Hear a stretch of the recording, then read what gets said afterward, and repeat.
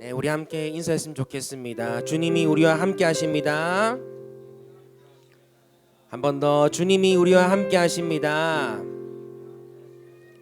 네, 오늘 우리가 이 예배 자리 나올 때 여러분들 다들 또 웃는 모습으로 이 자리에 있지만 참 우리의 일주일의 삶이 때로는 지치고 참 무거운 짐처럼 여겨지는 그런 시간들도 분명히 있었을 것입니다.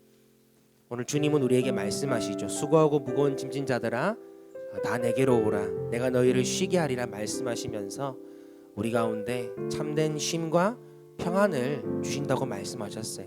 바라기는 오늘 이 자리에서 함께 예배드리는 이 예배의 시간들, 이 모든 시간들이 바로 하나님 주시는 쉼과 평안을 누리는 그런 복된 시간 되기를 예수님의 이름으로 간절히 축복합니다. 할렐루야. 오늘은 그런 고백을 쭉 드리며 나아갈 거예요. 우리의 고백이 우리의 짐을 모두 주님께 맡깁니다. 그리고 주님 주시는 평안과 기쁨으로 내가 살길 원합니다. 그렇기 때문에 하나님, 나에게 어떤 상황과 어떤 일이 닥쳐도 우리 인생의 저녁에는 반드시 그래도 그 모든 것들이 주님의 은혜였어, 감사였어라고 고백하는 우리의 삶이 되기를 소망하며 콘티를 쭉 잡았는데 우리 함께 그 고백을 드리며 나아갔으면 좋겠습니다. 함께 찬양할게요.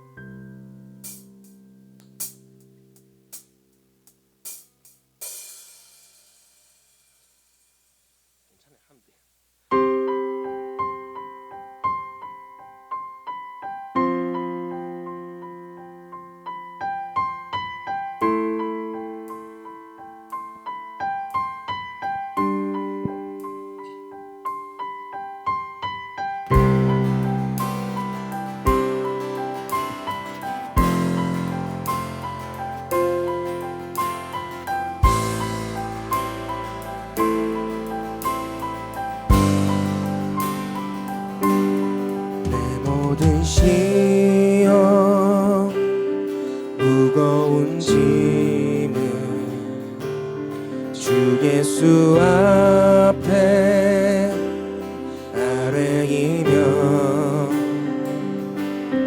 근심에 쌓인 날 돌아보사 내 근심 모두 맡으시네.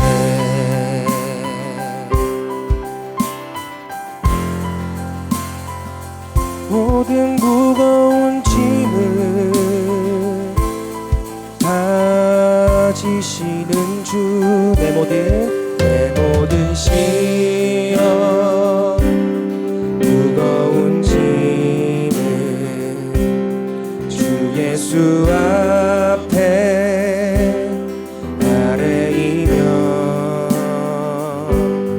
근심에 쌓인 날 돌아보사 내 근심 모두 맡으시네.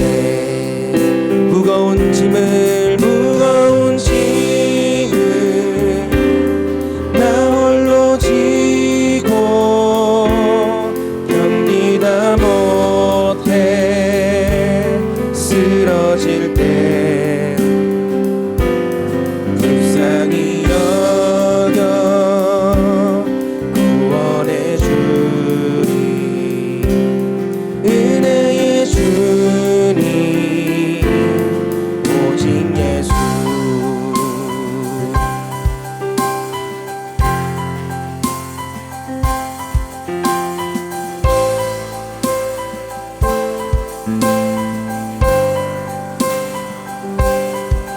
모든 괴로 닥치는 환난 주 예수 앞에 아뢰이며 주께서 친히 날 구해 주사 넓으신 사랑 내 짐이 점점 무거워질 때 예수 앞에 아뢰이며 주께서 친히 갈구해 주사 널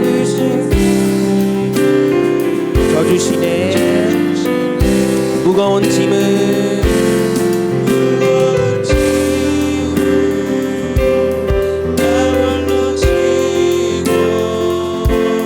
견디다 못해 쓰러질 때 불쌍히 여겨 구원해 주니 은혜의 주님 오직 예수.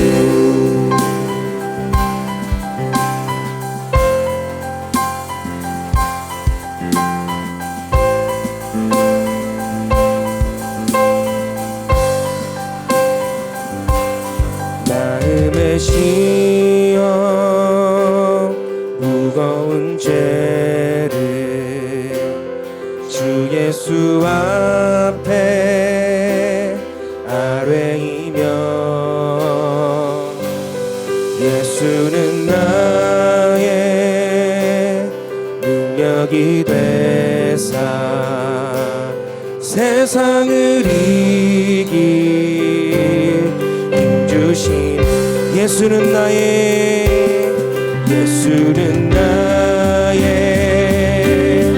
능력이 되사 세상을 이길 힘주시네.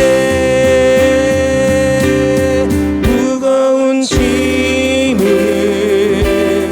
나 홀로 지고 견디다 못해 쓰러질 때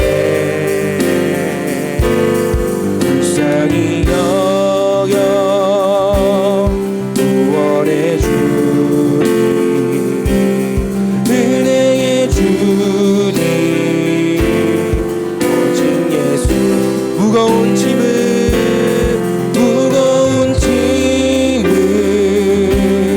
나 홀로 지고 견디다 못해 쓰러질 때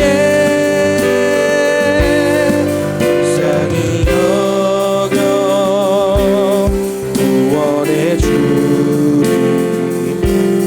은혜의 주님 오직 예수. 불쌍히 여겨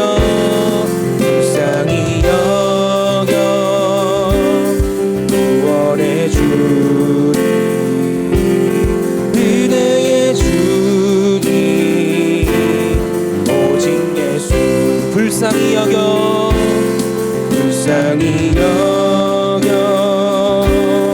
구원해 주니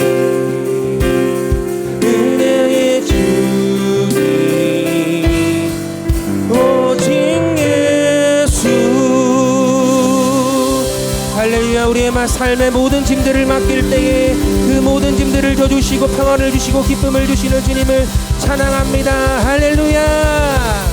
그 사랑의 주님의 평강이 우리의 심령 가운데 충만하게 임할 줄 믿습니다.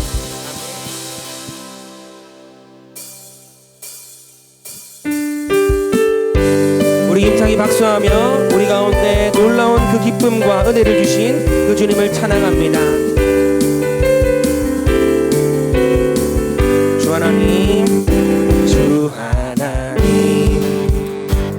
독생자 예수 날 위하여 오시었네. 내 모든 죄 다 사시고 죽음에서 부활하신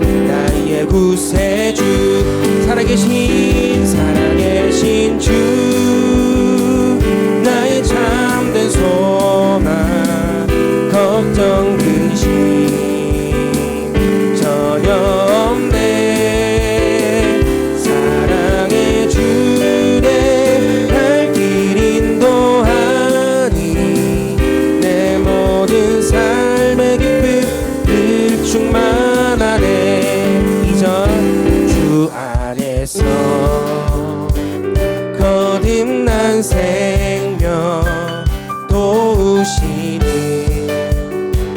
주의 사랑 참 기쁨과 확신 가지고 예수님의 도우심을 믿으며 살리 살아계신 주 나의 참된 소망 걱정 근심 전혀 없네 사랑의 주내 갈 길 인도하니 내 모든 삶의 기쁨 늘 충만하네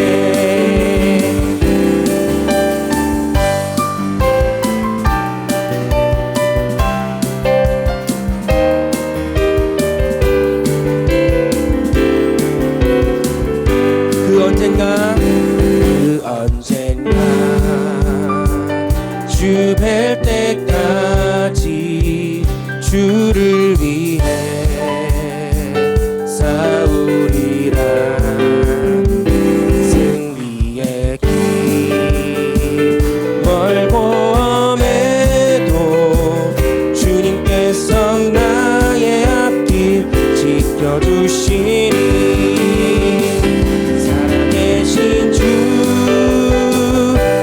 참된 소망 걱정 근심 전혀 없네 사랑의 주내 갈 길 인도하니 내 모든 삶의 기쁨 늘 충만하네 살아계신 주님 살아계신 주 나의 참된 소망 걱정 근심 전혀 없네 사랑의 주내 갈 길 인도하니 내 모든 삶의 기쁨 늘 충만하네 사랑의 주 주내 갈 길 인도하니 내 모든 삶의 기쁨 늘 충만한 마지막으로 사랑의 주 내 갈 길 인도하니 내 모든 삶의 기쁨 늘 충만하네 할렐루야 살아계신 그 주님 우리 가운데 그 모든 삶의 기쁨 되시며 이유 되신 주님을 찬양합니다 할렐루야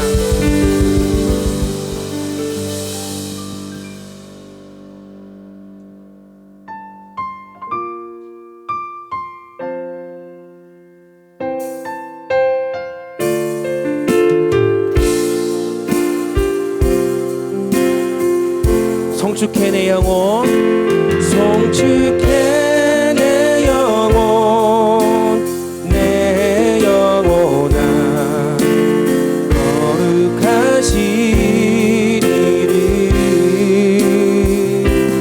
이전에 없었던 노래로 나 주님을 벼 송축해 나의 영혼아 송축해 내 영혼 내 영혼아 홀로 거룩하신 이름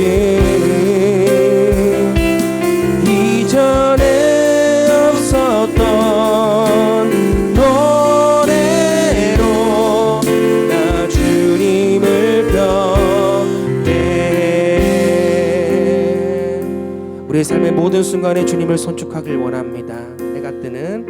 해가 뜨는 새 아침 밝았네 이제 다시 주님 찬양 무슨 일이나 어떤 일이 내게 놓여도 저녁이 올 나올 때 나는 노래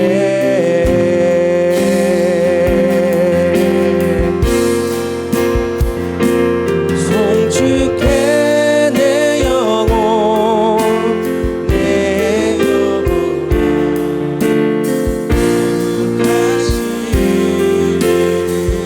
이전에 없었던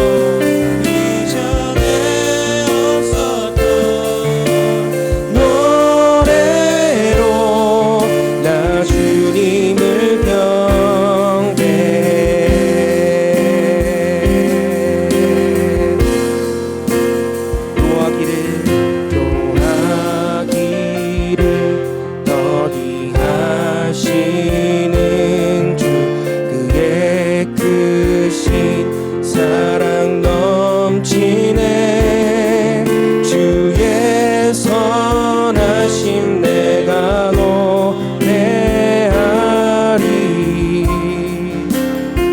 수많은 이유로 난 노래해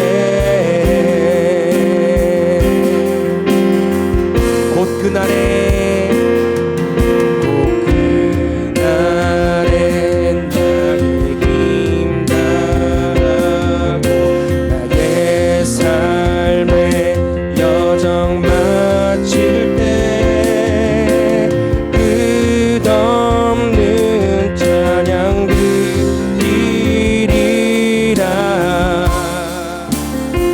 수많은 세월 지나 영원히 수많은 세월 지나 수많은 세월 지나 영원히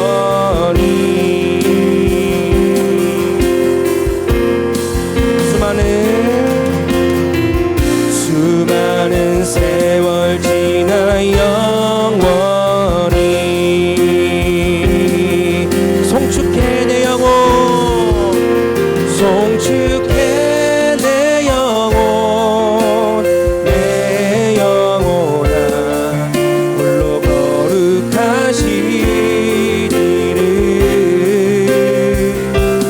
이전에 없었던 노래로 나 주님을 경배 송축해 나의 영혼아 송축해 내 영혼 내 영혼아 홀로 거룩하신 이름 이전에 없었던 노래로 나 주님을 경배해 나 주님을 경배해 나 주님을 경배해 나 주님을 경배해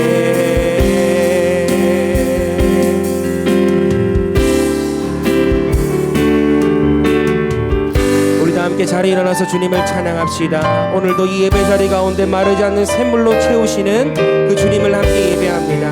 함께 선포합시다. 우리 모두 예배하는 자 되어 우리 모두 예배하는 자 되어 온전히 영과 진리로 주를 예배하자. 주가 우리와 함께 영원히 함께 하시고 마르지 않는 샘물로 우리를 채우시리. 우리 모두 예배하는 자 되어 온전히 영과 진리로 주를 예배하자. 주가 우리와 함께 영원히 함께 하시고 마르지 않는 샘물로 우리를 채우시리라. 마르지 않는 샘물로 우리를 채우시리라. 마르지 않는 샘물로 우리를 채우시리라. 할렐루야. 하나님께 영광 돌립니다. 할렐루야. 이 시간 마음을 모아 하나님 앞에 기도로 나아가겠습니다. 먼저 우리 심령 가운데 또 이곳에 하나님의 영으로 충만하게 채워달라고 위에서 기도하시고, 또 여러분의 힘으로 해결할 수 없었던 일들을 하나님께 도움을 구하며 나아갑니다. 그리고 여러분 가운데 연약한 이웃들, 또 육신의 질병으로 고통당하는 이웃들, 또 믿음이 연약한 분들, 이들을 위해서 기도해 주시고, 특별히 전쟁 중에 있는 지역에 하나님께서 하나님의 평화를 그곳에 임하게 해달라고 이 시간 이러한 제목으로 같이 기도하겠습니다. 좋으신 아버지 하나님, 은혜 감사합니다. 오늘도 하나님 앞에 나와 예배드리게 하시니 감사를 드립니다. 하나님께서 이곳에 함께하여 주셔서 우리 가운데 임하여 주시옵기를 주여 간절히 바라고 원합니다. 우리가 드리는 이 예배를 하나님께서 기쁘게 받아주셔서 오늘도 온전히 하나님께 영광이 되는 그러한 예배가 되게 하여 주시옵소서. 우리 온 마음과 정성과 뜻을 다하여 드리는 예배를 하나님 기쁘게 받아주셔서 우리 가운데 하나님의 뜻이 이루어지도록 주님 도와주시옵소서. 한 주간 살면서 또 우리 힘으로 해결할 수 없는 일들이 있음을 고백을 합니다. 아버지 하나님, 우리 한계가 있음을 고백을 하며 이 한계를 넘어서 하나님 앞에 영광이 되는 그러한 시간이 되게 하여 주시고 하나님의 도우심을 구하며 나아갑니다. 하나님, 우리를 도우시고 인도하여 주시옵소서. 아버지 하나님, 우리 가운데 연약한 이들을 돌아볼 수 있게 하여 주시옵소서. 낮은 곳으로 흐르는 그 하나님의 사랑을 알고 우리가 하나님의 눈과 또 하나님의 눈이 머무는 곳에 우리가 하나님의 손과 발이 되어서 하나님의 사랑을 실천하며 살아가는 우리 성도들 되게 하여 주시옵소서. 오늘 우리가 드리는 예배가 아버지 하나님 정말로 하나님 앞에 기쁨으로 우리가 드리는 예배가 되게 하여 주시고 우리 인생의 변화를 가져올 수 있는 귀한 예배가 되도록 주님이 인도하여 주시옵소서.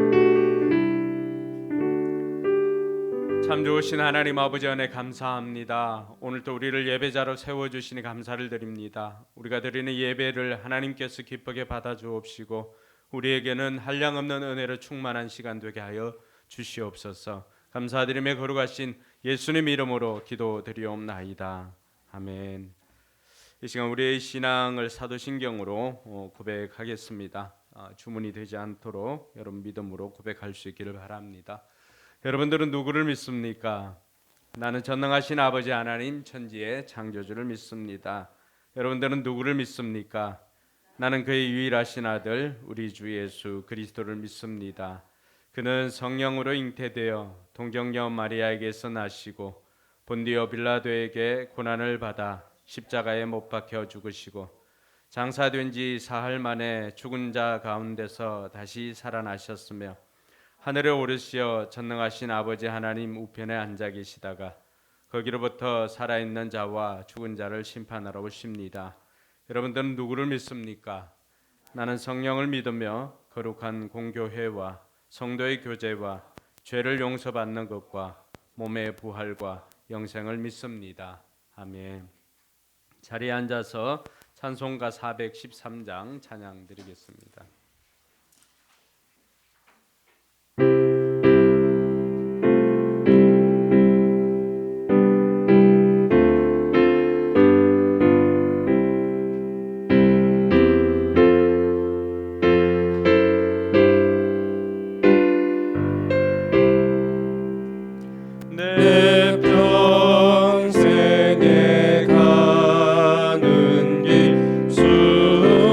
순탄하여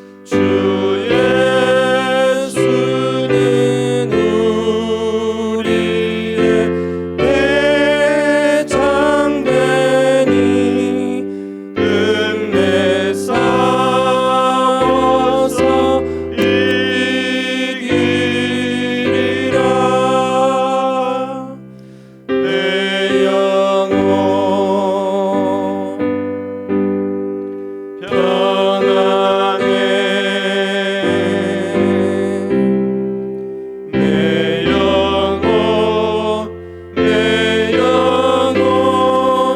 평안해. 내 지은 죄 주옵니 닿더라도 주 예수께 따르면 그 십자가 피로써 나 씻으사 있는보다 더 전하리라.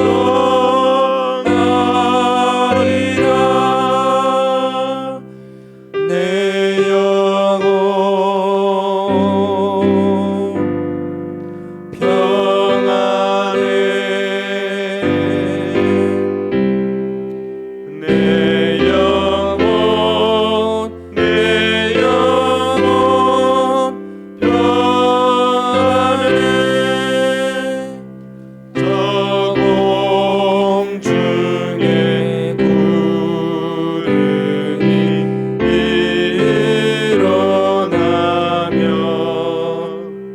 큰 나팔이 울릴 때에 주 오셔서 세상을 심판해도 나의 영혼은 겁없으리.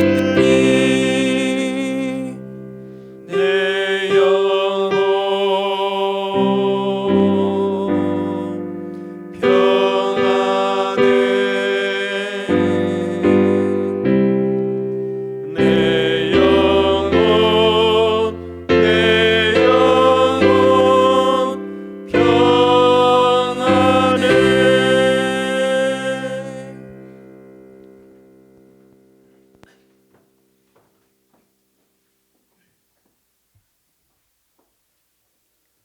이 땅에 교회를 세우시고 교회를 통하여 인간 구원의 역사를 이루고자 하시는 하나님께 감사와 영광을 올려드립니다. 이 거룩한 주일날 주님의 성전에 모여 예배를 드리오니 저희가 드리는 예배가 심령으로 드리는 예배가 되게 하여 주시옵고 이 예배가 하나님께는 영광의 예배가 되며 저희에게는 감격의 예배가 되길 원합니다. 한 주간 세상살이에서 저희들 알게 모르게 지은 많은 죄들 이 시간 다 회개하며 용서받기를 원합니다. 용서하여 주시옵소서. 지난 21일 동안 다니엘 기도회 때 받은 감동과 은혜 그리고 뜨거운 눈물을 흘리며 결단했던 것들을 잊지 않고 삶 속에서 살아내고 선포하며 승리하는 우리 성도들 되게 하시며 이제는 우리 교회가 새롭게 일어나서 하나님께서 기뻐하시는 교회가 되고 하나님의 마음을 흡족하게 하는 교회가 되기를 원합니다. 그러기 위해 먼저 우리 성도들의 마음을 새롭게 하고 말씀과 기도로 새롭게 되고자 하는 다짐이 성도들 각각의 마음에 뜨겁게 타오르게 하여 주시옵소서.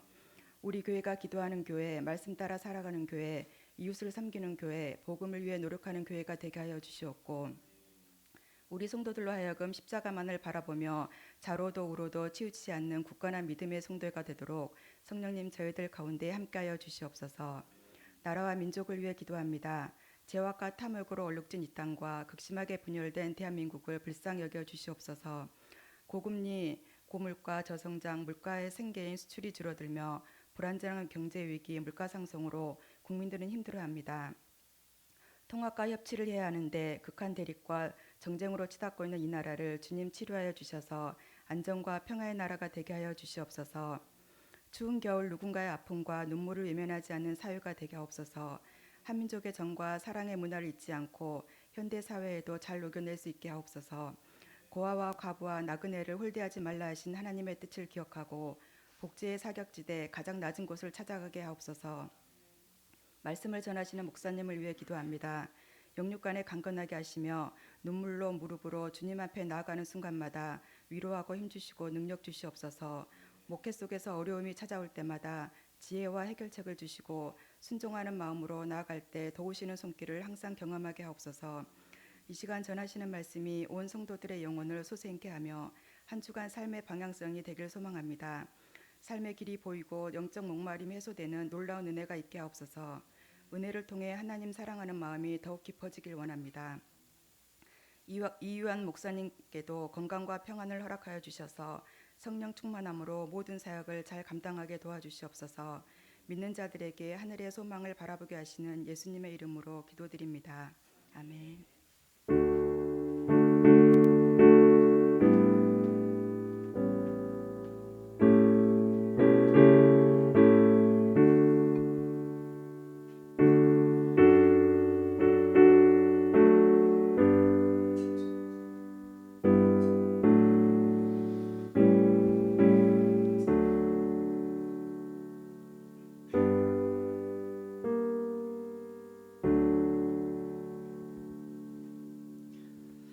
이 시간 내가 누려왔던 모든 것들을 우리 찬양하면서 준비한 예물 봉헌하겠습니다.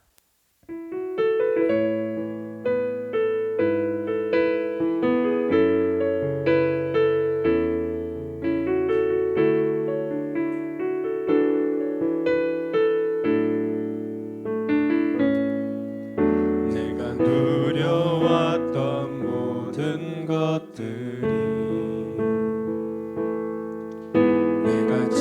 지나왔던 모든 시간이 내가 걸어왔던 모든 순간이 당연한 것 아니라 은혜였소.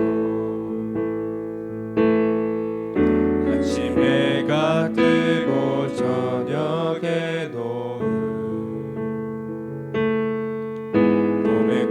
향기와 가을의 열매 변하는 계절의 모든 순간이 당연한 것 아니라 은혜였소. 모든 것이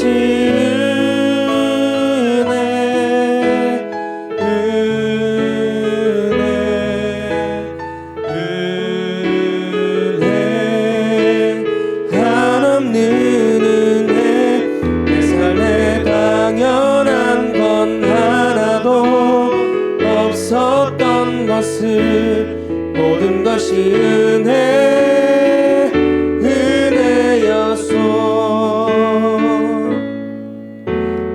이 땅에 태어나 사는 것 어린아이 시절과 지금까지 숨을 쉬며 살며 꿈을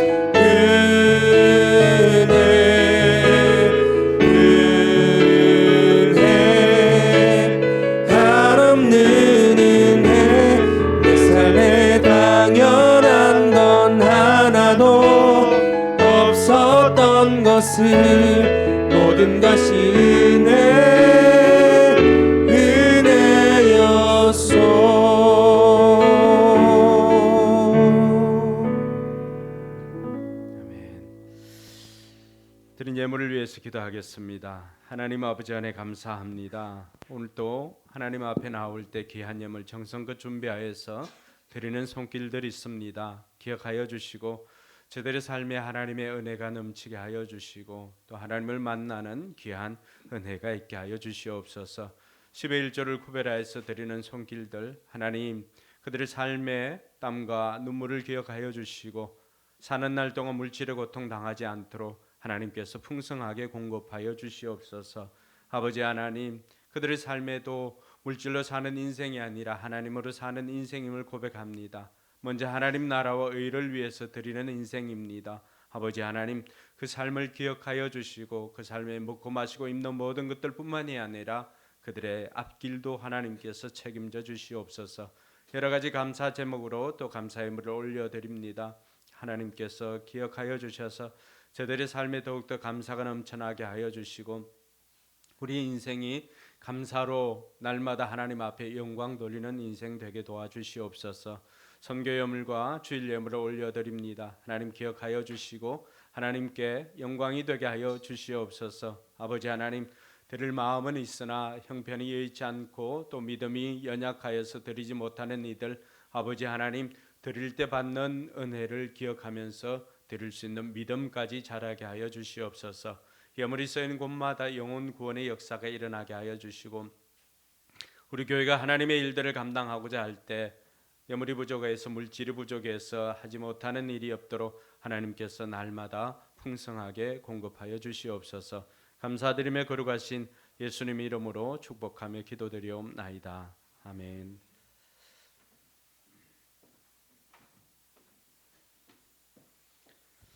네, 오늘 이 시간에 말씀 듣기 앞서서 지난 다니엘 기도회를 통해서 받은 은혜를 우리 말레이시아 목장 이하평 형제 나와서 간증해 주시겠습니다. 나올 때 큰 박수로 환영하겠습니다.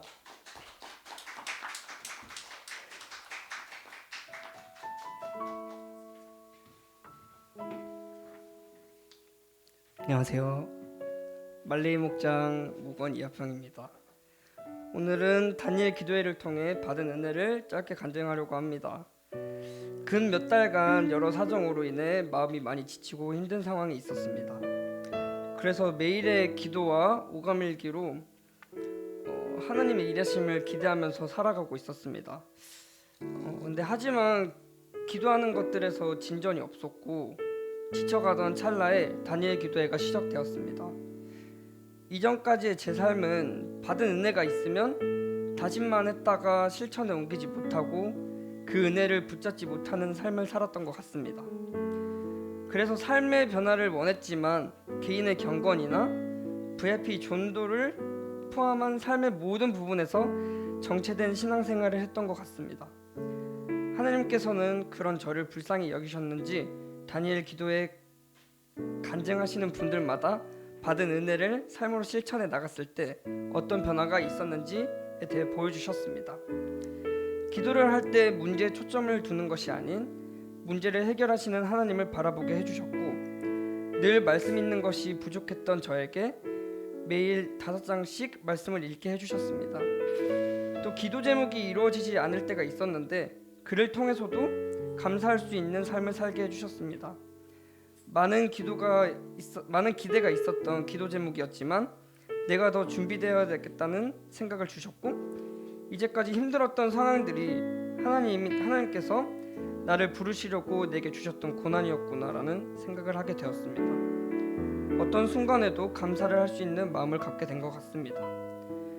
길진 않지만 이렇게 변화된 삶을 살다 보니 하나님께서는 VIP들을 섬길 수 있는 마음을 주셨고 그동안 보이지 않았던 그들의 필요를 보여주셨습니다. 그리고 크진 않지만 작은 열매들을 보여주셨습니다. 생전 기도 요청을 하지 않았던 친구가 기도 요청을 하고 교회에 나가야 되냐는 질문을 해주었고 추수감사절에 오기로 했던 VIP에게도 이제는 교회에 더 편하게 오라고 이야기할 수 있게 되었습니다. 앞으로 어떤 열매를 더 보여주실지 기대가 됩니다. 이 은혜를 붙잡아가며 매일의 경건과 기도와 감사를 통해 하나님을 경험하는 삶을 살아가도록 하겠습니다. 감사합니다.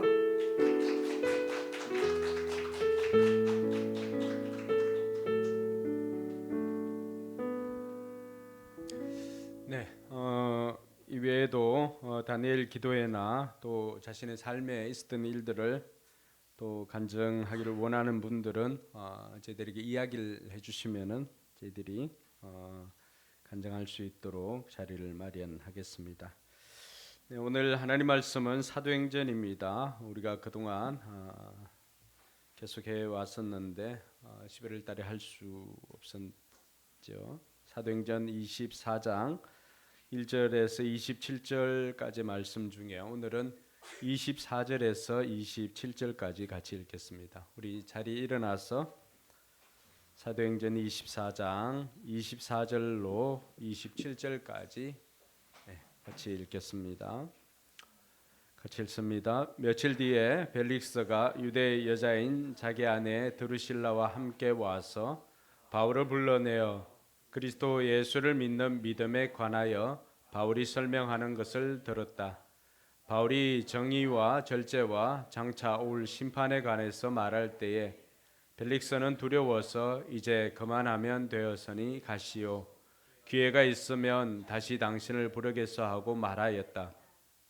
동시에 그는 바울에게서 돈을 받을까 하고 은근히 바랐다. 그래서 그는 바울을 자주 불러내어 이야기를 나누었다. 2회가 지난 뒤에 포르기오 베스토가 벨릭스의 후임으로 직책을 맡게 되었다. 그런데 벨릭스는 유대 사람의 환심을 사고자 하여 바울을 가두어 둔 채로 내버려 두었다. 아멘.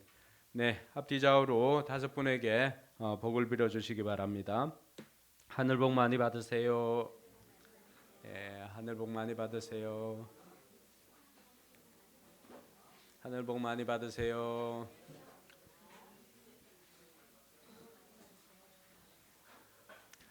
네, 하나님의 사람이 복을 빌어주면은 그대로 됩니다. 여러분들에게 말의 권세가 있기 때문입니다. 네, 오늘은 계속해서 우리가 사도행전 강해를 하도록 하겠습니다. 사도행전 강해 오늘은 보니까 45번째입니다. 사도행전을 우리가 45번째 설교를 듣고 있습니다. 지난번에는 바울의 위기에 대해서 우리가 말씀을 나누었는데 오늘은 바울이 이제 가이사랴에 있는 법정에 서게 됩니다. 가이사랴 법정에 서게 되고 또 앞으로 바울은 몇 차례나 또 법정에 서게 됩니다. 베스도 총독 앞에서도 서게 되고 또 아그리파 왕과 버니게 앞에서도 서게 됩니다. 그리고 나중에는 로마로 가서 로마 황제 앞에도 서게 됩니다. 그러니까 이런 법정에 서게 되는 이 바울을 통해서 오늘은 이 본문 말씀으로 무엇을 전하면 좋을까? 또 말씀을 계속 또 읽고 묵상하고 하는 가운데 오늘은 이 본문을 통해서 낭비 없는 인생이라고 하는 제목으로 여러분들과 함께 말씀을 살펴보고자 합니다. 낭비라고 하는 것을 사전에 찾아보니까 돈이나 시간, 물건 등을 헛되이 함부로 쓰는 것을 낭비라고 그렇게 사전에 정의가 되어 있습니다. 과연 오늘 소개하고 있는 여기에 나오는 인물들은 또 무엇을 낭비하고 있는지, 또 이들을 통해서 우리는 내 인생에는 낭비하는 것은 없는지, 낭비 없는 인생을 살기 위해서 나는 어떻게 해야 하는지, 오늘 이러한 것들을 말씀을 통해서 함께 살펴볼 수 있기를 바랍니다. 첫 번째 소개할 인물은 대제사장 아나니아입니다. 이 아나니아는 오늘 말씀 1절에 보니까 닷새 뒤에 대제사장 아나니아가 몇몇 장로와 더둘로라라는 변호사와 함께 내려와서 총독에게 바울을 고소하였다, 이렇게 되어 있습니다. 여러분, 대제사장이 하는 일들은 어떤 일들을 합니까? 대제사장들은 주로 백성들의 그 모든 그 기도 제목이든지 아니면은 백성들이 하나님 앞에 나아가야 할 것들을 중간에서 연결해주고 하는 역할을 합니다. 더군다나 대제사장이 가장 중요하게 하는 일은 1년에 한 차례씩 대속죄일에 지성소에 들어가서 백성들의 모든 죄를 하나님 앞에 용서를 구하는 이 대속죄일에 하나님 앞에 가서 속죄 제물을 드리는 일들을 이 대제사장이 하게 됩니다. 그러니까 대제사장이 입는 옷도 다른 제사장들이나 아니면은 일반 사람들하고는 전혀 다른 옷을 입습니다. 에봇을 통하여서 또 거기에는 또 판결 흉패가 있습니다. 우림과 둠밈이라고 하는 그 판결 흉패를 거기 안에 폐용하게 되어 있고, 날마다 거룩한 삶을 살아라고 대제사장들이 입는 옷은 세마포 옷으로 구별해서 입게 되는 것입니다. 그러니까 이렇게 하나님과 인간 사이를 연결하고 또 하나님 앞에 나아가는 예배나 또 제사를 집례하는 그 일들을 하는 것이 대제사장이 하는 일입니다. 근데 오늘 이 아나니아는 어떻게 합니까? 예루살렘에서 가이사라까지 직접 와서 바울을 고소하는 일에 이 아나니아가 직접 와서 하고 있습니다. 여러분, 당시 예루살렘과 가이사라 이 길은 한 70마일, 킬로미터로 환산하면 한 116km, 110km 정도가 되는 거리입니다. 110km나 되는 이 거리를 노구를 이끌고 와서 이 아나니아가 하는 일이 무엇입니까? 바로 바울을 고소하는 일을 합니다. 한 사람을 고소하기 위해서 대제사장이 예루살렘을 떠나고 또 성전을 떠나서 여기 와서 고소를 직접 하고 있는 이 사람의 모습을 보면서 제가 느끼는 것은 구약에 있었던 한 인물이 떠올랐습니다. 그것은 바로 사울 한 사람을 죽이기 위해서 자신의 남은 인생을 진력하게 살았던 바로 사울 왕을 떠올리게 되었습니다. 여러분, 사울 왕을 보면서 어떤 느낌이 듭니까?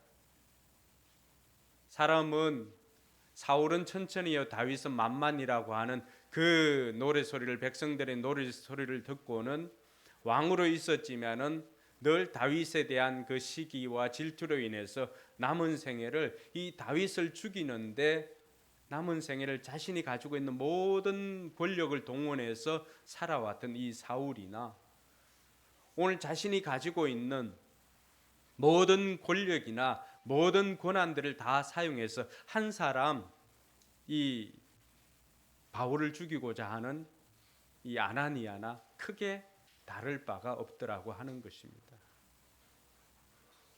그러니 이 대제사장 아나니아는 대제사장으로서 해야 할 일들이 얼마나 많이 있겠습니까? 자신에게 주어진 권한은 또 얼마나 많습니까? 그런데 자신에게 주어진 권한이나 자신에게 주어진 그 모든 것들을 한 사람 바울을 죽이기 위해서 그 모든 시간들 또 에너지를 낭비하고 있는 이 사람의 모습을 보면서 인생 낭비라고 하는 생각을 들었습니다. 여러분이 지금 여러분의 인생에 집중하고 있는 것이 무엇이 있습니까? 여러분들이 집중하고 있는 그것이 과연 여러분들이 가지고 있는 모든 지식이나 또 아니면 재물이나 아니면 여러분들이 가지고 있는 권한이나 이런 것들을 다 거기에 올인하여도 결코 아깝지 않은 것들입니까? 그렇다면 그것은 문제가 되지 않지만은 오늘 이 아나니아처럼 자신이 가지고 있는 것으로 너무나 많은 것을 해야 함에도 불구하고 오늘 아나니아는 한 사람 바울이라고 하는 이 사람을 죽이기 위해서 자신의 남은 인생을 낭비하고 있는 것을 볼 수가 있습니다. 사울이 시기와 질투로 인해서 다윗을 쫓았다고 한다면은 이 아나니아는 바로 두려움 때문에 이 바울을 쫓기 시작했던 것입니다. 유대인이었지만은 그러나 예수님을 구주로 영접하였던 이 바울이 가는 곳마다 유대인들 회당에서 그의 경험들, 그가 만났던 하나님, 그리고 자신이 알고 있었던 예수님이 실은 하나님의 아들이었다라고 하는 이 메시지를 전할 때마다 아나니아는 자신이 할 수 없는 그 일들을 하는 다윗을 보면서 바울을 보면서 두려움을 느꼈을 것입니다. 오늘 여러분 인생에 남은 생에 여러분들이 모든 것을 올인해도 될 만한 것에 여러분 인생을 드릴 수 있기를 바랍니다. 근데 오늘 이 아나니아는 자신의 인생을 한 사람의 생명을 끊기 위한 그 고소로 인생을 낭비하는 것을 보게 되는 것입니다. 또 한 사람 소개할 사람은 바로 이 아나니아가 데리고 왔던 드둘로라고 하는 변호사입니다. 오늘 1절에 보니까 뭐라고 되어 있습니까? 대제사장 아나니아가 몇몇 장로와 드둘로라고 하는 변호사와 함께 내려와서 총독에게 바울을 고소하였다라고 되어 있습니다. 그럼 대제사장과 종교 지도자들이 데리고 온 변호사 이름이 바로 드둘로입니다. 드둘로. 그럼 이들이 대제사장이 직접 이 먼 곳까지 내려올 정도로 유대인 종교 지도자들은 여기에 바울을 죽이는데, 바울을 사형 언도를 받고 죽이는데 모든 것을 올인하였다고 해도 과언은 아닙니다. 그러니까 아무나 데려올 수 없는 것이죠. 변호사 중에도 최고의 변호사를 데리고 왔을 것입니다. 그 사람의 이름이 바로 드둘로입니다. 당대 최고라고 할 수가 있는 사람입니다. 그가 그 업계에서 얼마나 뛰어났는지는 이 사람이 변론하는 것이나 또 이 사람이 고소하는 그러한 방식을 보면은 이 사람이 얼마나 그 업계에서 뛰어난 사람이었던가를 알 수가 있습니다. 먼저 뭐라고 말합니까? 재판장에 대한 예의를 갖춥니다. 벨릭스 총독님 덕분에 우리는 평안을 누리고 있습니다라고 그렇게 이야기를 합니다. 두 번째는 뭐라고 말합니까? 가까이 선견 지명 때문에 우리가 많은 개혁을 이룰 수가 있었습니다. 그리고는 이 사람이 이 벨릭스 총독을 높이는 이것을 보면은 실은 그가 예의상 이렇게 갖추는 것이지, 여러분 벨릭스 총독 때문에 그들이 유대인들의 평화를 누렸던 건 아닙니다. 오히려 이때 더 많은 폭동이 일어났고 나중에 이 벨릭스는 쫓아내기 위해서, 탄핵하기 위해서 얼마나 많은 노력을 했는지 모릅니다. 뿐만 아니라 여기에 나오는 가까이 선견 지명이라고 하는데, 이 선견 지명이라고 하는 선견은 하나님의 신적 지식을 가지고 있다라고 하면서 이 벨릭스를 높이고 있는 것을 볼 수가 있습니다. 그러나 벨릭스가 이 땅을 다스리고 있을 때 오히려 그들은 더 많은 어려움을 겪어야만 했습니다. 그런데 정말 입술에 침 한 번 바르지 않고 드둘로는 서슴없이 돈과 승리를 위해서는 이러한 거짓말도 서슴지 않습니다. 드둘로가 바울을 고소하고 있는 내용을 보면은 더 가관입니다. 뭐라고 말합니까? 바울은, 이 사람은 우리가 본 바로는 연병 같은 자다. 그러니까 전염병 같은 인생이라고 말하고 있습니다. 연병 같은 자요, 온 세계에 있는 모든 유대 사람에게 소란을 일으키는 자요, 나사렛 도당의 우두머리입니다. 그가 성전까지도 더럽히려고 함으로 우리는 그를 붙잡았습니다 라고 말합니다. 여러분, 지금 드둘로가 바울을 고소하는 내용을 보면은 첫 번째는 바울이 소요를 일으키는 소요죄에 해당한다고 말하고 있습니다. 정치적인 죄를 먼저 건드는 것이죠. 여러분, 로마가 가장 경계하고 두려워하는 것이 무엇일까요? 바로 유대인들의 소요입니다. 집단적인 소요를 일으키면은 그 로마에 반항을 하고 저항을 하는 것으로 알기 때문에 로마가 봤을 때는 유대인들에게 가장 큰 벌을 내릴 수 있는 것은 소요죄에 해당한다는 것입니다. 그래서 드둘로가 바울을 고소할 때 이 사람은 유대인들을 소란케 하는 자로 소요죄에 해당합니다라고 하면서 기소를 한 것입니다. 두 번째는 바울에게 종교적인 죄를 겁니다. 이 사람은 나사렛 도당의 우두머리입니다. 나사렛 도당이라고 되어 있지만 개역 개정에 보면 나사렛 이단이다라고 그렇게 말합니다. 그러니까 오늘날의 이단이나 이런 것보다는 아직까지 그때는 뭐 사교와 같은 그런 것이다라고 이야기를 합니다. 종교적인 죄를 걸어서 바울을 기소하고 있습니다. 그리고 세 번째는 뭘 말하고 있습니까? 이 사람은 성전을 더럽힌 자입니다. 여러분, 성전을 더럽혔다라고 하는 것은 유대인들에게 있어서는 사형에 해당하는 죄입니다. 예수님께서 죽으신 제목이 무엇입니까? 하나님을 모독하고 성전을 더럽혔다라고 하는 것 때문에 그렇습니다. 여러분, 그것 때문에 예수님을 죽인 사람이라고 한다면은 그것 때문에 바울도 쉽게 죽일 수 있을 것이라고 하는 생각을 했습니다. 그래서 이 드둘로는 정말로 그가 명쾌하게 바울이 죽어야만 하는 그 죄를 세 가지를 들어서 기소를 하였던 것입니다. 여러분, 오늘날에도 이 드둘로와 같은 사람이 너무나 많이 있습니다. 당대 최고의 지식을 가지고 있고 당대 최고의 변호사라고 할 수 있는 이 사람이 지금 누구를 위해서, 무엇을 위해서 일하고 있습니까? 돈과 또 법정에서 승리를 위해서는 거짓말도 서슴지 않고 하는 것을 볼 수가 있습니다. 이 사람이 기소하는 내용마다 그것을 볼 때 역겹기까지 하는 것은 이 사람은 재능 낭비의 대명사라고 할 수가 있습니다. 오늘날에도 수많은 사람들이 자신의 그 명예나 돈 때문에 수많은 사람들이 거짓 증거를 하고 있고 수많은 사람들이 그 돈 때문에 자신이 가지고 있는 재능을 낭비하고 있는 것을 볼 수가 있습니다. 그러니 예전에 저희들 어릴 때 그런 이야기 있었습니다. 똑똑한 사람은 다 감옥에 가 있고 예쁜 사람은 다 술집에 가 있다는 이야기를 들었습니다. 뭐예요? 재능 낭비죠. 자신에게 주어진 재능이 얼마나 많은데 그 재능을 가지고 누굴 위해서 어디에 사용하고 있습니까? 오늘 이 드둘로라고 하는 사람은 당대 최고의 변호사라고 할 수가 있는 사람인데 고작 한 사람 바울을 죽이기 위해서 쓰임 받을 뿐만이 아니라 또 그가 생각하고 있었던 것은 돈이라고 한다면은 자신의 영혼까지도 팔 사람인 것으로 알 수가 있습니다. 한 사람의 인생을 돈 때문에 망치려고 작정을 한 것입니다. 여러분, 무엇보다도 여러분들이 일할 때는 돈 때문에 일하지 마시기 바랍니다.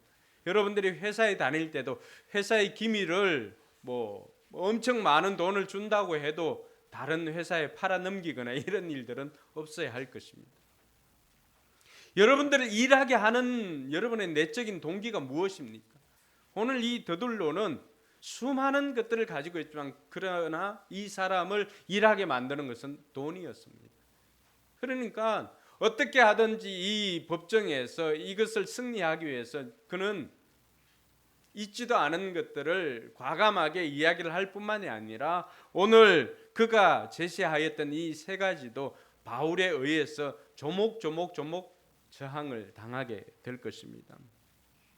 안타까운 것은 오늘날에도 이 드둘로와 같은 사람들이 너무나 많다라고 하는 것입니다. 혹이라도 여러분들은 여러분이 드둘로와 같은 사람은 아닌지를 한번 돌아보시기 바랍니다. 하나님께서 여러분 인생에 수많은 재능을 주었습니다. 그걸 우리 교계 용어로 뭐라고 합니까? 달란트라고 합니다. 달란트. 하나님께서 여러분에게 주신 이 달란트가 얼마나 많습니까? 근데 그 달란트를 여러분 다 활용하고 있습니까? 그 달란트를 잘 사용하고 있습니까? 어떤 사람은 다른 사람들의 이야기를 잘 들어주면서 상담의 은사가 있는 사람도 있습니다. 어떤 사람은 또 전도를 잘하는 전도의 은사를 가지고 있는 사람도 있습니다. 어떤 사람은 가르치기를 잘하는 가르치는 은사를 받은 사람도 있습니다. 섬기는 은사를 받은 사람도 있습니다. 과연 그 은사를 바르게 사용하고 있습니까? 그렇지 않으면은 여러분 역시도 드둘로와 같은 재능을 낭비하고 있는 사람이라고 할 수가 있습니다. 하나님께서 여러분들에게 그 은사를 주신 것은 그 은사를 통하여서 수많은 사람들 주님께로 인도할 뿐만이 아니라 그 은사를 통해서 수많은 하나님의 사람들을 세우라고, 공동체를 세우라고 그 은사를 주셨다는 사실을 기억해야 하는 것입니다. 여러분들이 그 은사를 사용하지 않을 때 하나님께서는 그 은사를 언제든지 거두어 갈 수 있다라고 하는 사실을 기억하고, 저와 여러분들이 재능을 낭비하는 것이 아니라 그 재능을 가지고 하나님께 영광 돌리는 저와 여러분들이 되길 주님의 이름으로 축원합니다. 세 번째로 살펴볼 인물은 벨릭스입니다. 벨릭스. 이 벨릭스는 로마 총독입니다. 그리고 이 벨릭스는 노예에서 로마 총독까지 올라간 입지전적인 인물입니다. 그러니까 그가 노예에서 로마 총독까지 가면서 여기까지 성공을 하였다고 한다면 그가 얼마나 기회주의자였는지를 알 수가 있는 대목이기도 합니다. 그의 아내는 유대인 드루실라였습니다. 이 드루실라는 2살 이하의 아이를 다 죽여버렸던 그 헤롯 대왕의 손녀이기도 합니다. 이 벨릭스가 했던 것은 무엇입니까? 오늘 벨릭스는 그 재판의 재판장으로서 그곳에 있는 것입니다. 자신이 이제 판결을 해야 함에도 불구하고 바울에 대한 그 고소의 내용 또 바울이 변론하는 것을 들어보니까 바울에게는 혐의가 없습니다. 왜냐하면 벨릭스 총독은 바울이 전하고 있는 이 도에 대해서 아내 드루실라를 통해서 들었던지 22절에 보니까 이 도에 대해서 잘 알고 있었다라고 이야기를 하고 있습니다. 그러니까 바로 판결을 내리지 않고는 판결을 유보합니다. 그래서 천부장 루시아가 오면은 유대 종교 지도자들을 그 사람들을 생각해서 그때 다시 판결을 합시다라고 하면서 판결을 유보하고는 어떤 것을 행하였냐 그러면은 바울에게서 그리스도에 대한 믿음에 대해서 듣게 되는 것입니다. 그래서 24절에 보면은 며칠 뒤에 벨릭스가 유대의 여자인 자기 아내 드루실라와 함께 와서 바울을 불러내어 그리스도 예수를 믿는 믿음에 관하여 바울이 설명하는 것을 들었다. 그때 바울이 뭐라고 말합니까? 바울이 정의와 절제와 장차올 심판에 관해서 말할 때 벨릭스는 두려워서 이제 그만하면 되었으니 가시오. 기회가 있으면 다시 당신을 부르겠소 하고 말하였다. 동시에 그는 바울에게서 돈을 받을까 하고 은근히 바랐다. 이렇게 되어 있습니다. 여러분 벨릭스는 총독의 입장에서 볼 때는 바울에게는 혐의가 없다라고 하는 것을 깨닫고는 백부장에게 바울을 지키되 자유를 주라고 이야기를 합니다. 그래서 바울은 이 벨릭스의 배려하에 자유롭게 구금 상태에 있었던 것입니다. 근데 벨릭스가 했던 것은 바울을 불러가지고 바울이 믿고 있는 그 믿음의 도에 대해서 계속해서 듣게 되는 것입니다. 근데 바울에 대해서 믿음에 대해서 정의와 절제와 심판에 관해서 들을 때마다 그 마음에 생겼던 것은 두려운 마음이 생겼습니다. 왜 그럴까요? 정의와 절제와 심판에 관한 것을 듣게 되니까 자신은 지금 그렇게 살지 못하는 것에 대한 두려움이 있습니다.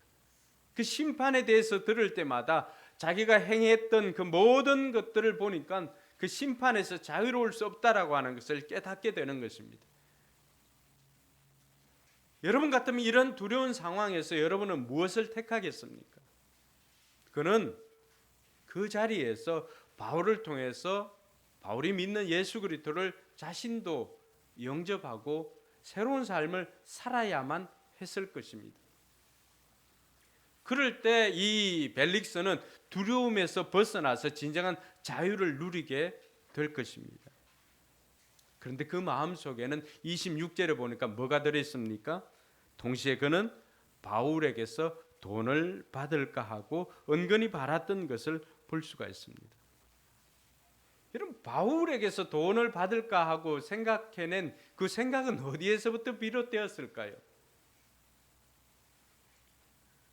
그래서 바울이 처음에 자신을 변론할 때 뭐라고 말했습니까? 자기가 정결 예식을 전할 뿐만 아니라 17절에 보니까 나는 내 결례에게 구제금을 전달하고 하나님께 제물을 바치려고 여러 해 만에 고국으로 돌아왔습니다 라고 이야기를 합니다. 구제금을 전달하고 제물을 바치려고 몇 년 만에 고국으로 돌아왔다라고 하니까 벨릭스가 생각할 때는 어떻습니까? 이 사람에게서 벨릭스의 촉이 발동한 거죠. 얘 건들면 돈이 나올 만한 사람이구나 라고 생각하니까 그는 바울을 통해서 복음을 듣고 복음을 영접하기보다는 그의 생각은 어떻게 하면 바울을 계속해서 가두어 두고는 그를 이렇게 해서 바울을 통해서 뇌물을 받을 수 있을까라고 생각하고 두려움이 있었음에도 불구하고 바울이 전하는 그 복음을 받아들이질 못했던 것입니다. 그래서 이 벨릭스를 보면 우리가 느낄 수 있는 기회를 낭비하는 사람이다라고 생각할 수가 있습니다. 복음을 듣고 영접할 기회가 있었음에도 불구하고 그는 번번이 기회를 낭비했던 것은 그 마음속에 또 다른 돈에 대한 욕심이 있었기 때문입니다. 어떻게 보면은 그 2년 동안 있으면서 자주 불러내었습니다. 그러니까 바울 통해 가지고 얼마나 많은 복음을 들었을까요? 또 얼마나 많은 간증을 들었을까요? 그럼에도 불구하고 벨릭스는 자신의 삶을 돌이키기보다는 새롭게 살기보다는 여전히 자기 마음속에 있는 돈의 욕심에 이끌려서 돌이켜야 할 새롭게 살 기회를 놓쳐버리고 말았던 것입니다. 사랑하는 성도 여러분, 우리 역시도 돈과 욕심 때문에 놓치는 것이 얼마나 많이 있습니까? 하나님께서는 저와 여러분들에게 새롭게 살 기회를 매일매일 주시는 거예요. 오늘 우리가 눈을 떠서 맞이하는 이 아침, 하나님께서 우리에게 주신 기회인 줄 믿으시기 바랍니다.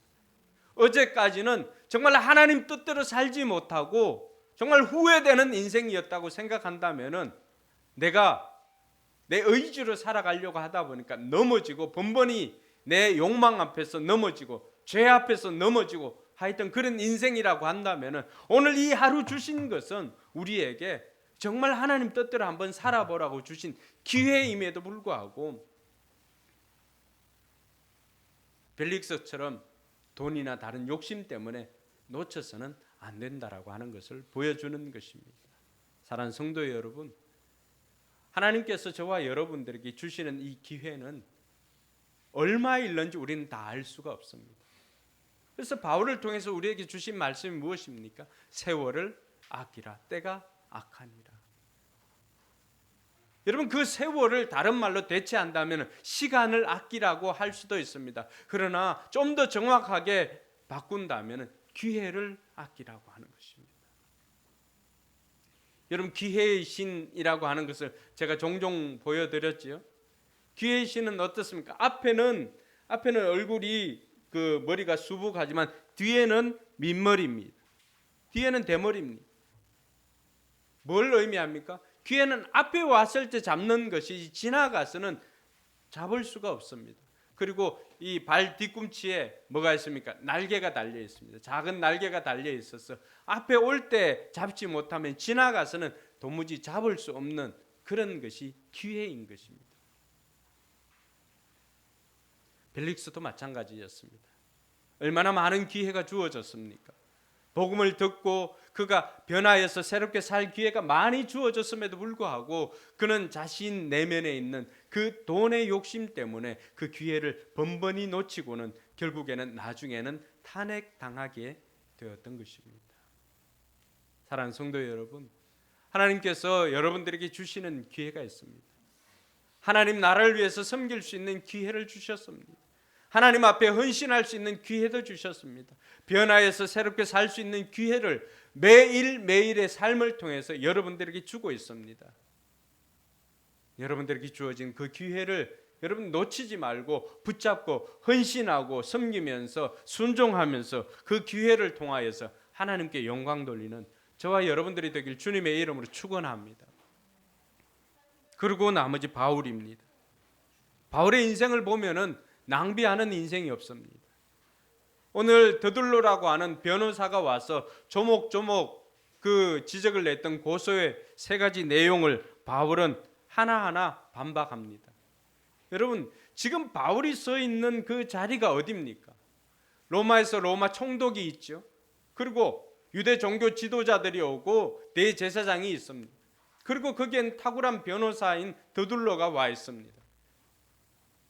두려워해야 할 사람은 정작 바울이었지만은 바울은 두려움 없이 홀로 그 모든 사람들을 맞서고 있습니다.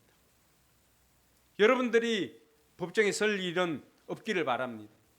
근데 여러분들이 법정에 섰다라고 한번 생각을 해봅시다. 상대편에서는 그 1,000원짜리 변호사에 나왔던 남궁민과 같은 사람이 거기에 이제 뭐 검사로 이렇게 나왔다고 한번 생각해 보시고, 성률 100%입니다. 더둘로와 같은 사람입니다.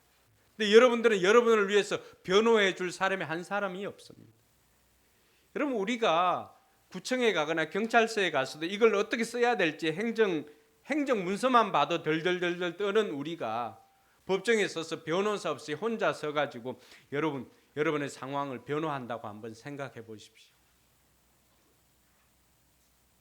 그들을 변호하기에 앞서서 내 몸조차도 신체조차도 가눌 수가 없어서 다리가 덜덜덜덜 떨리고 그럴 것이 아닙니까?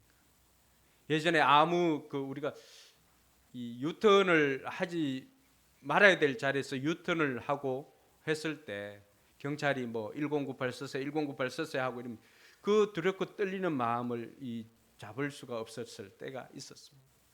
그런데 오늘 바울을 보면 어떻습니까? 그 모든 로마의 정치적인 지도자 또 유대 종교적인 지도자 앞에서도 조금도 두려워하지를 않습니다.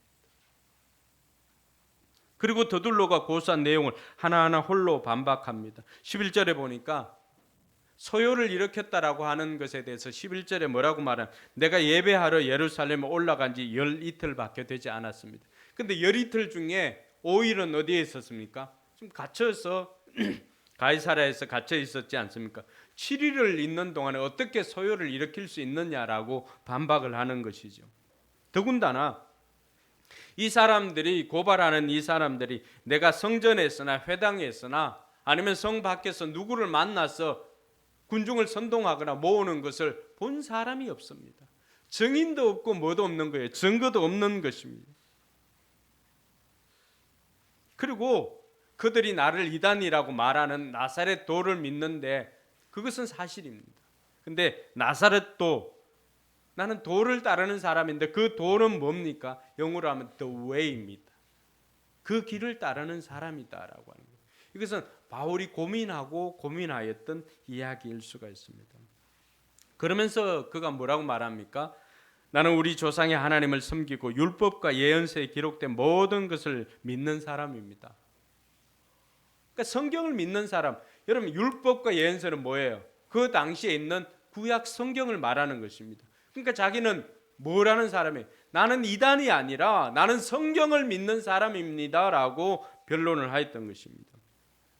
뿐만 아니라 이 사람들이 나를 성전을 더럽힌다라고 했는데 나는 우리 민족에게 구제금을 전달하러 왔고 또 성전에 들어가서는 정결 예식을 치르는 것을 보았을 뿐이지 내가 아시아에서 온 드로비모를 데리고 시내에 이렇게 다녔다고 그 드로비모를 성전에 데려갔다라고 하는 것을 본 사람이 없습니다.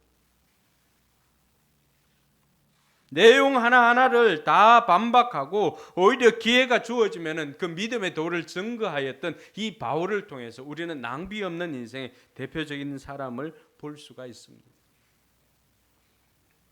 사는 성도 여러분, 바울이 이렇게 낭비 없는 인생을 살았던 것은 무엇 때문일까요?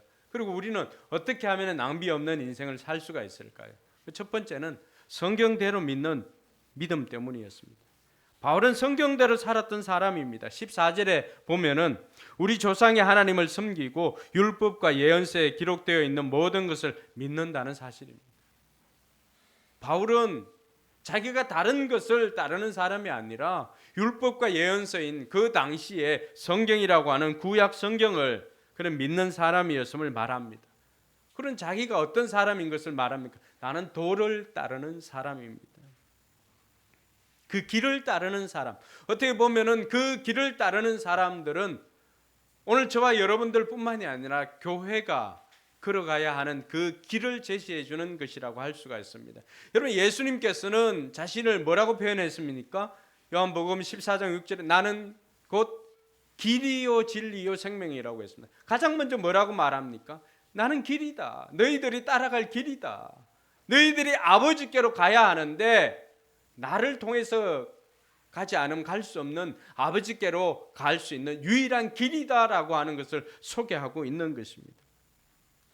그러니까 바울은 예수님을 만나니까 성경을 보니까 성경에서 말하고 있는 그 메시아가 바로 오신 메시아였던 예수라고 하는 그 길과 진리와 생명 되시는 그 길이라고 하는 것을 알았기 때문에 자신은 그 길을 따르는 사람입니다라고 고백할 수가 있었던 것입니다.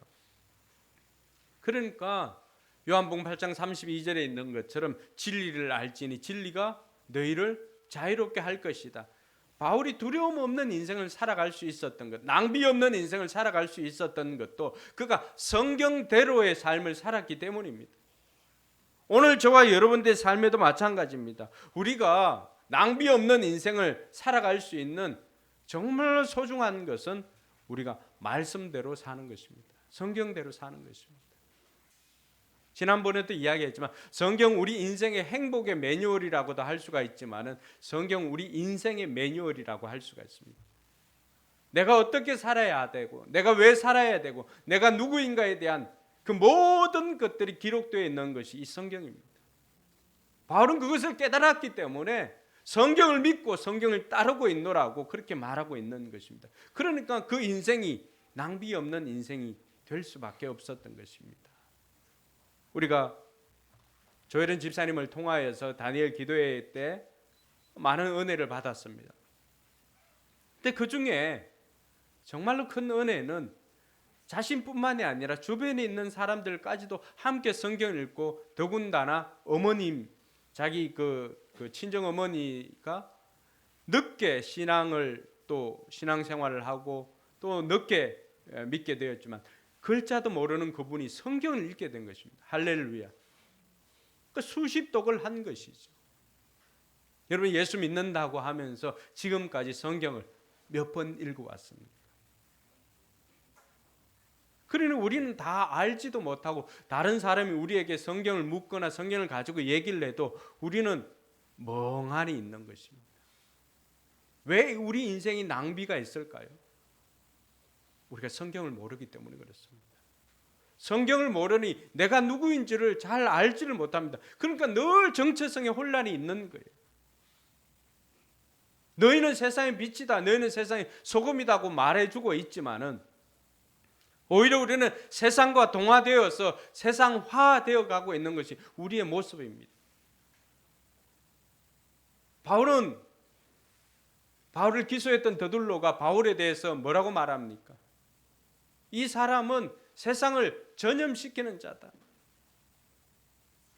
근데 우리는 세상에 나가서 여러분들이 가지고 있는 그 복음을 전염시키는 것으로 살아가고 있습니까? 아니면 여러분이 오염되어서 살아가고 있습니까? 전염시키지 못하면 우리가 오염되는 거예요. 근데 전염시키려고 하면은 우리가 내가 누구인지를 알아야 되잖아요. 내가 무엇을 해야 하는지를 알아야 되잖아요. 그 모든 것들이 기록되어 있는 것이 성경인데 우리는 성경을 너무 멀리 했다라고 하는 것입니다. 그러니 우리 인생이 하루하루 낭비하면서 보내는 것입니다. 저와 여러분들이 인생을 낭비하지 않기 위해서 살기 위해서는 오늘 바울처럼 성경대로 살아가는 저와 여러분들이 되길 주님의 이름으로 축원합니다. 뿐만 아니라 낭비 없는 인생을 살기 위해서 바울이 우리에게 보여주는 것은 부활신앙을 가지고 사는 것입니다. 여러분 15절을 한번 보시기 바랍니다. 15절을 보면 그리고 나는 하나님께 소망을 두고 있는데 나를 고발하는 이 사람들도 그 소망이 이루어지기를 고대하고 있습니다. 그것은 의로운 사람들과 불의한 사람들의 부활이 장차 있으리라는 것입니다. 바울의 인생에는 하나님께 소망을 두고 살 뿐만 아니라 바울의 인생에는 부활신앙을 가지고 있었습니다. 부활신앙을 가지고 있으니까 죽음 앞에서도 초연합니다. 두려워하지 않습니다. 모두가 두려워하는데 홀로 당당하게 그 사람들과 맞서고 있는 이 사람을 볼 수가 있습니다. 오늘 수많은 사람들이 믿음의 사람이라 할지라도 우리는 두려워 떨면서 지낼 때가 많이 있습니다. 왜 그렇습니까? 우리에게 이 부활신앙이 명확하지 않기 때문에 그렇습니다. 우리 인간을 마지막에 위협하는 것이 무엇입니까? 죽음입니다. 죽음. 많은 이유들이 있지만 그 이유들 끝에는 죽음이 있습니다. 근데 예수님께서 어떻게 했습니까? 사망아, 네가 어디 있느냐? 이 사망을 이기신 주님이 있습니다. 그러니까 사망을 이기신 주님, 그 부활하신 주님을 만나게 되니까 바울 인생 역시도 이 부활 신앙을 가지고 살았기 때문에 죽음에 대한 두려움이 없었기 때문입니다. 할렐루야. 오늘 저와 여러분들이 이것을 무장했으면 좋겠습니다. 어떤 목사님 설교를 듣다 보니까 연세 80이 넘은 분 만나니까 그분이 그런 이야기를 하더라고 하는 게, 개천절에 죽거나 한글날에 죽거나. 이해가 됩니까? 개천절에 죽거나 한글날에 죽거나 뭐 지금 이때까지 살아왔으면은 언제 죽어도 뭐 아깝지가 않는 그런 인생이죠. 여러분, 신자들은, 신약 교회가 우리에게 보여주었던 신자의 삶은 두려움이 없는 인생이었습니다. 죽음에 대한 두려움이 없는 인생이었습니다. 우리가 알고 들어왔던 폴리갑도 86년 동안이나 하나님께서 그분이 나를 부인하지 않았는데 내가 어떻게 나 하나 살자고 그분을 부인할 수 있습니까? 라고 하면서 화형장으로 끌려가서 죽음을 당했습니다. 성전을 향하여서 기도하였던 다니엘과 세 친구들은 어떻습니까? 그들 역시도 죽음에 대한 두려움이 없었습니다. 그들은 구약의 인물이었음에도 불구하고 그렇습니다. 수많은 제자들, 예수님을 따랐던 그 11명의 제자들, 그 제자들은 어땠습니까? 그들 역시도 죽음에 대한 두려움이 없었습니다. 그래서 그때 당시 제자라고 하는 것은, 마데테스라고 하는 그 제자라고 하는 그 말 속에는 이퀄 순교자라고 하는 그 단어가 동일하였습니다. 제자는 곧 순교하는 사람이었습니다. 왜 그들은 우리와 동일한 인간의 성정을 가졌는데 왜 그들은 죽음을 두려워하지 않고 그렇게 살아갈 수가 있었을까요? 성령을 체험하고는 그들 역시도 부활 신앙으로 무장했기 때문입니다. 할렐루야. 오늘 저와 여러분들도 우리의 욕망을 이겨내고 우리에게 주어진 기회를 낭비하지 않고, 인생을 낭비하지 않고, 재능을 낭비하지 않고 살아가기 위해서는 저와 여러분들도 이 부활 신앙으로 장착할 수 있기를 주님의 이름으로 축원합니다. 그래야 두려움 없이 세상과 당당히 맞설 수가 있는 것입니다. 마지막으로 살펴볼 것은 주어진 삶에 최선을 다해 살아가는 것입니다. 여러분, 바울이 지금 어디에 서 있습니까? 바울은 법정에 서 있잖아요. 그리고 이태 동안 2년 동안 또 감옥에 갇혀져 있습니다. 그런데 그곳에서 바울이 했던 것은 무엇입니까? 그에게 말할 수 있는 기회가 주어질 때마다 바울은 뭘 간증을 했습니까? 믿음의 도에 대해서, 예수 그리스도에 대해서, 예수 그리스도의 부활에 대해서 간증했다는 것입니다. 기회만 주어졌다라고 한다면은 그는 자신이 누구인가를 알았기 때문에 예수 그리스도를 증언하는 일에 최선을 다했던 것을 볼 수가 있습니다. 복음을 전하는 증인의 삶을 살았던 것입니다. 바울은 내일이 아니라, 어제가 아니라 오늘 하루를 충실하게 최선을 다했던 사람인 것을 기억할 수 있기를 바랍니다. 사랑하는 성도 여러분, 저와 여러분들의 인생을 낭비하지 않기 위해서 우리가 해야 할 일은 무엇일까요? 그것은 바로 주어진 오늘 하루를 최선을 다해서 사는 것입니다. 먼저 오늘 하루를 후회하지 않고 살아가기 위해서 내가 어떻게 살아야 할지를 하나님 앞에 여쭤보시기 바랍니다. 하나님의 뜻을 물어보고 그 뜻대로 순종하면서 오늘 하루를 최선을 다해서 살아갈 때 하나님께 영광 돌리는 삶이 될 줄로 믿습니다. 이완 목사님 밖에 누구 잠깐 나가보세요. 우리가 이렇게 주어진 삶에 최선을 다해서 살아갈 때 결국 우리는 낭비 없는 인생을 살아갈 수가 있습니다. 우리가 이렇게 낭비 없는 인생을 살아갈 때 하나님께서는 그러면 어떻게 하실까요?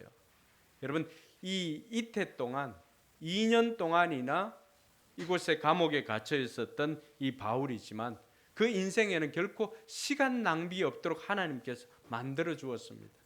어떻게 보면 2년이라고 하는 그 시간 동안 바울은 감옥에 갇혀서 복음을 전하지 못하였다라고 생각할 수도 있는데, 이 2년이 아니었다면은 바울 인생에는 로마로 가서 복음을 전하는 일을 감당할 수가 없었을 것입니다. 바울은 곧장 로마로 가는 것으로 생각했지만 하나님께서는 바울을 이 2년 동안 이곳에 있으면서 강제 휴식을 취하게 한 것입니다.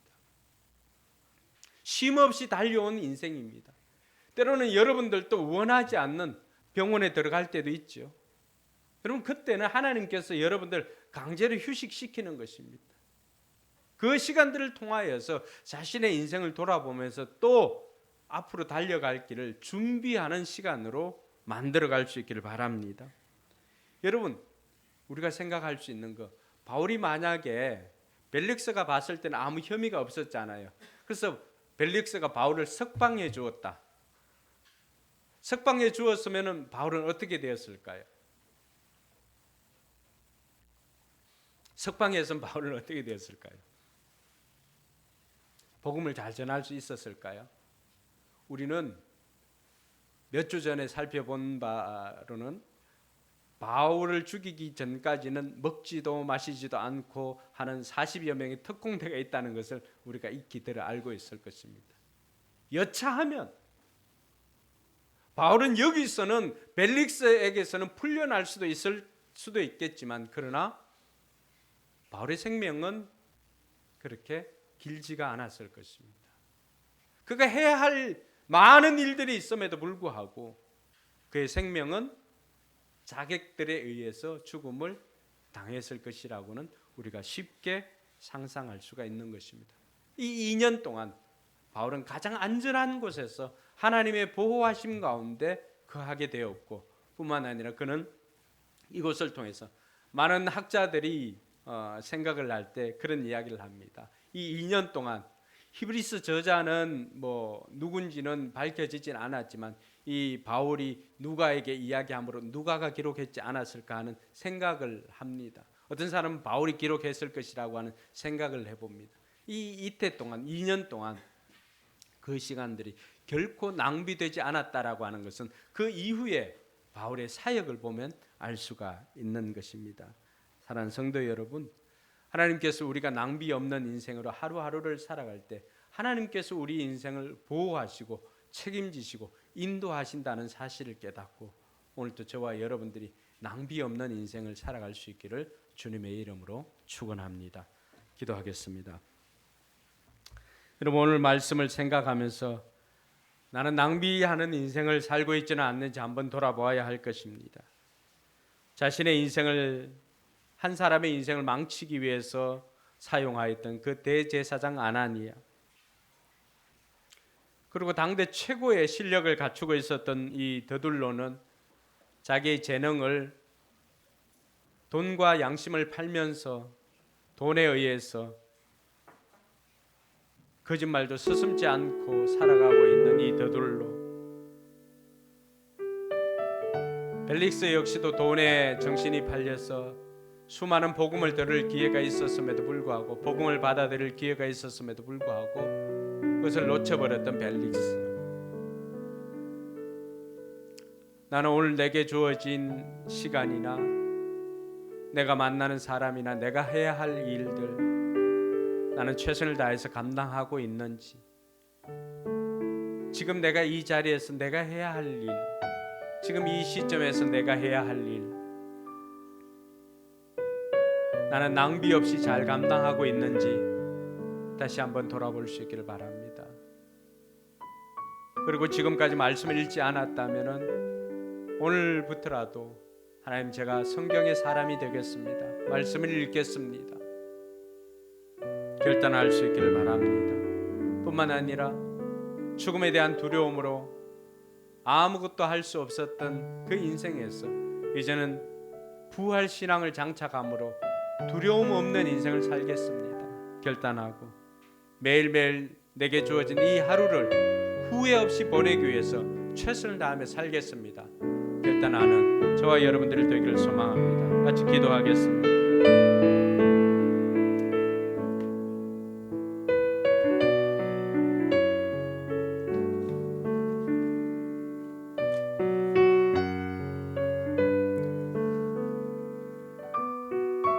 주님.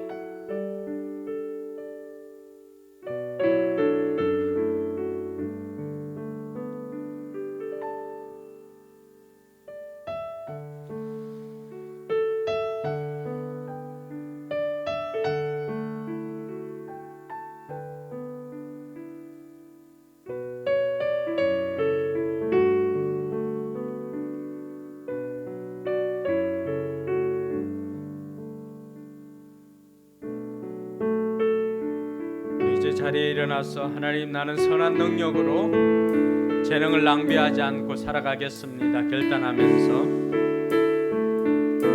찬양하도록 하겠습니다. 주 선한 능력으로 주 선한 능력으로 안으시네 그 크신 발로 날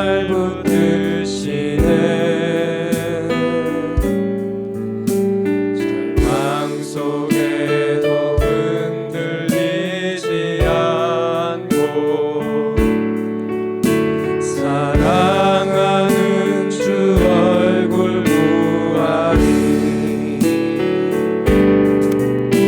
선한 능력으로 일어서리 주만 의지하리 믿음으로 우리 고대 안에 주 오실 그날 영광의 새 날을 맞이하리 2절 찬양합니다. 이전의 괴로움 날 애워싸고 고난의 길을 걷는다 해도 주님께 모두 맡긴 우리 영혼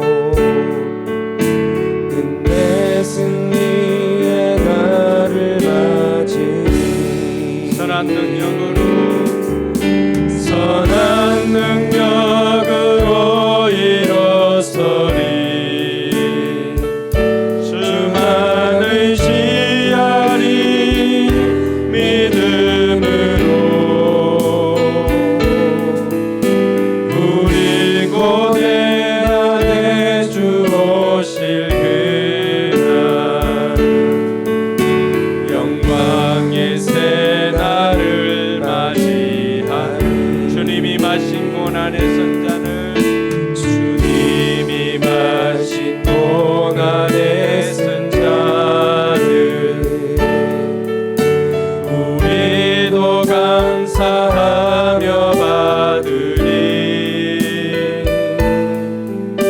주님의 남은 고난 채워가며 예수와 복음 위에 살리라 선한 능력으로 일어서리 주만 의지하리 믿음으로 우리 고대 안에 주 오실 그날 영광의 새 날을 승리의 새 날을 맞이하리 승리의 새 날을 맞이하리 우리가 낭비 없는 인생을 살면서 영광의 새 날을 맞이하고 승리의 새 날을 맞이할 수 있기를 주님의 이름으로 축원합니다. 기도하겠습니다. 이제는 주 예수 그리스도의 은혜와 하나님의 무한한 사랑과 성령님의 교통하심이 낭비 없는 인생을 살기로 결단하는 우리 모든 성도들 머리 위에와 우리 교회 위에 이제로부터 영원토록 함께 있을지어다. 아멘.